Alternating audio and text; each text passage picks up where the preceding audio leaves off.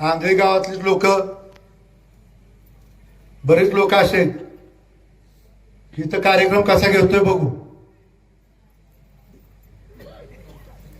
त्यांना अजून माहित नाही शेखर गोरेचे कार्यकर्ते ज्यांच्यावर असतो त्यांनाच गुलाल असतो.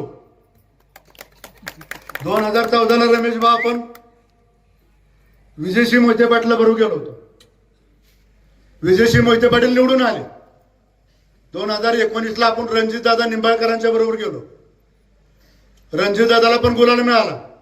त्याच्यानंतर 2024ला आपण खासदार केला, धैर्यशील मोहिते पाटला बरोबर गेलो, त्यांना पण गुलाल मिळाला. आणि 2024ला कोणाबरोबर गेलो?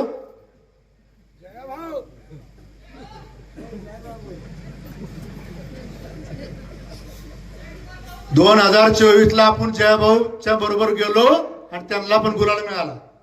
त्यामुळे आंधळी गावातील काय लोकांना त्यांनी लक्षात ठेवलं पाहिजे, आम्ही जिकडे जातो तिकडेच गुलाल असतो. आम्ही चुकून इकडे तिकडे गेलो तर घोटाळा होईल. त्यामुळं अजिबात काळजी करू नका आणि दादागिरी करायची तर विषय सोडून द्या.